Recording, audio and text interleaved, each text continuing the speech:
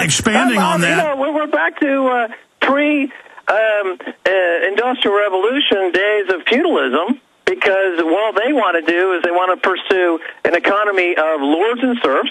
They want us to be free-range slaves tied into our, the reason you don't see bread lines in America is because they're all on these swipe cards. They're getting food stamps. Vis-a-vis and swipe cards. They're getting food stamps. Otherwise, now, what is it, 30-something million now on food stamps? In America, just like in the Depression. But let's go back to volcanoes. Later in the next hour, after you leave us, I will get into the AP. Top volcanologists are warning that the super caldera, that's 4 states in size, centered in and around Yellowstone, could blow. I mean, this is becoming biblical with all these earthquakes hitting major cities and volcanoes blowing up and tsunamis. And now they're saying that the super volcano, thousands of times bigger than what Iceland has, could blow up. I mean, hell, it could be the end of the world, Keiser. Well, I mean, everyone understands the crisis happening now. Finally, the SEC. They finally have charged Goldman with fraud, and now this is going to unleash a wave of lawsuits for all the activity that's been going on for the past 5 to 10 years, ever since the passage of the Commodity Futures Modernization Act back in the year 2000, which swept in a wave of all this fraud. But I can tell you right now what the fraud is going to be. 2 years from today, you're going to be doing a show talking about how Hollywood blew up because of derivatives. And this is just happening right now. The Commodity Futures Trading Commission has just approved derivative trading for box office futures contracts. And that's the next bubble. I want to get into that later, and I want to get into testimony 2 weeks ago in Congress, 100-to-1 leverage, world's largest fraud exposed. J.P. Morgan Chase caught manipulating gold and silver, and they've now got whistleblowers testifying before Congress. But the next big bubble being Hollywood, but going back, you've been on your TV show, British radio, Russian radio, national French TV. You're everywhere, a global force out there, Max Keiser. Play the Moscow clip. Tell the people. Okay, guys, do you have that clip queued up of him on Moscow radio and TV? Okay, let's go ahead and play this clip from Max Keiser. Here it is. Let me, before we leave this idea of financial terrorism, let me just elaborate on that a little bit. Because мы перейдем на это, позвольте еще 2 слова насчет финансового терроризма добавить. Okay. Typically, people associate terrorists with fanatics who are associated with an ideology. Обычно люди говорят, что террористы — это фанатики, у которых есть определенная идеология. That they're willing to kill themselves and others for that ideology, И ради этой innocent victims. Они готовы убить себя и убить других людей, в том числе невинных жертв. Now let's talk about Hank Paulson for a second. He believes in an ideology called market fundamentalism. Его идеология — это рыночный фундаментализм. Which is as pernicious as any ideological theocratic fundamentalist fanaticism in the world today. А это такая же вредоносная идеология, как любая теократическая идеология. То есть это религия. So it's a kind of religion. It is. Well, Lloyd Blankfein, CEO of Goldman Sachs, recently said he's doing God's work. He's a fanatic. He's a fanatic. He is a market fanatic. Как недавно заявил руководитель Goldman Sachs, он делает Божью работу. Он действительно является в этом смысле религиозным фанатиком. And in the case of Lehman Brothers, you had bankers, suicide bankers, blowing themselves up in the name of market fundamentalism, and people in Iceland die. People in Iceland were rioting. People around the world are starving because of these suicide bankers and financial terrorists. Okay, now, Max, separately, it's now. Yes? Now I have a video clip of Kramer on Frontline in 1996. No, Kramer, not Kramer. Don't abuse your audience like that. No, Kramer. We're going to play it later. Kramer saying it's a religion, a social Darwinistic religion, and that it's natural and fair and reasonable. Then we have a later clip of him 2 years ago admitting that he would rig markets when he shorted them. No, he's talked about the way he rigs markets all the time. Kramer's a market rigger. He's a market manipulator, and he works for the market fundamentalists who believe that when they make money, it's the work of God, and everyone else can lose money because they're not down with God like they are. This is just, as I said, it's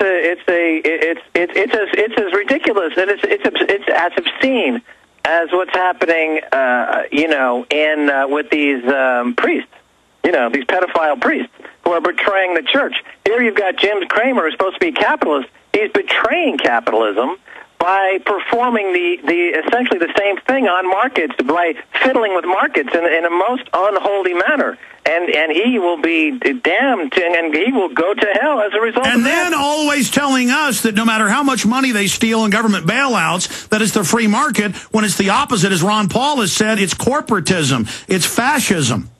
It's rigged market capitalism. And the next chapter in rigged market capitalism is going to be rigged Hollywood. And they're rigging Hollywood right now. And 2 years from today, I'll be on your show, and I'll say, wow, the Hollywood industry blew up because of all the derivatives trading, and nobody saw it coming. It was, who could have seen this happen? And I'm telling you right now exactly what's going to happen. And because Hollywood does $10 billion a year in box office, the bankers said this is a way we can turn this into $200 or $300 billion in derivatives. We're going to run it up.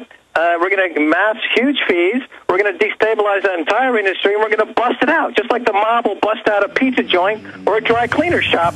They just torch it. Because Hollywood's never been torched by derivatives in this manner. It's about to get derivatives by Cantor Fitzgerald and their Cantor Exchange and another group called Trend Exchange. The locusts are moving in. They're going to destroy that industry. They're going to just take all the money they possibly can, and they're going to leave a dead carcass to be bailed out by the taxpayer. Max-Keiser, stay there, which is what the bankers like. Then they'll come in with taxpayer money and take it over. Coming up in the next hour, Luke Rudowski got to have a talk with Stephen Colbert about the Bilderberg Group threatening to kill independent journalists, and Colbert talked about it on his TV show. Spent about 20, 30 minutes with Luke. Then I'm going to get back into government stage terror. This article up at Infowars.com is so important. Government preparing to stage domestic terror attack. Now, if you think the Iceland earth changes are bad, the volcano, look at this French news agency report. Rare Yellowstone volcano eruption would be deadly. The biggest known volcano in the world. We're going to be talking about that towards the end of the next hour. And look, scientists had always said that asteroids didn't hit the Earth but every few million years. But Shoemaker-Levy comet that broke up in 5 pieces and hit Saturn proved, because now they can look at the solar system, that planets are being hit every few decades by big asteroids. And Earth, about every 100 years, gets hit by one. And so we are looking right now, statistically, for that to happen. Volcanoes, they thought, didn't erupt that much. Look at all the eruptions. Look at all the earthquakes we're now having. We live in a very volatile Earth. But don't worry, there's another religion, not just the fake Wall Street people. There's the derivatives with the greenhouse gas taxes, where you pay an indulgence to the church, i.e. Al Gore. He waves a wand, and Max-Keiser, if we paid taxes to Al Gore and Barack Obama and to George Soros and others, would they wave a wand and stop the earthquakes and volcanoes? Because they are in the news today, and the UN is saying this is global warming that caused the volcano. Well, carbon trading, which is an offshoot of global warming, as I pointed out on your show before, is just another derivatives nightmare being cooked up by the folks on Wall Street. And once they bust out the real estate market and they bust out the dot-com market or the savings and loan or the long-term capital management, you know, they need fresh markets to blow up. And carbon trading and box office futures clearly are going to be those markets. Cantor Fitzgerald, by the way, is big in both of those markets. You know, Cantor Fitzgerald is a firm that you don't hear a lot about. It's not as big as the other firms, except they did lose the most bankers of any firm on 9/11. That's probably their most notoriety. But they are involved in both of these markets, and carbon trading is just another way to create derivatives upon derivatives, which are designed to blow up. They're designed to create catastrophe so that the government has to come in and bail out the counterparties, as they're called. But meanwhile, all the fees that have been generated, billions of dollars in fees, are kept by the people who... So they make money on the way up, and then they make money on the way down with a bailout, and then it always is a selective bailout, destroying their competition. Shifting gears into another subject, your take on gold and silver. I mean, the numbers we see from mainline groups is that gold should be $2,500 or so, silver $50, balanced from the 1980s numbers with inflation. And now there's been congressional testimony with insiders and the head of GATA, the Gold Antitrust Group, documenting that J.P. Morgan and others are manipulating gold and the ways they're doing that. What's your take on that? Oh, yeah. Okay.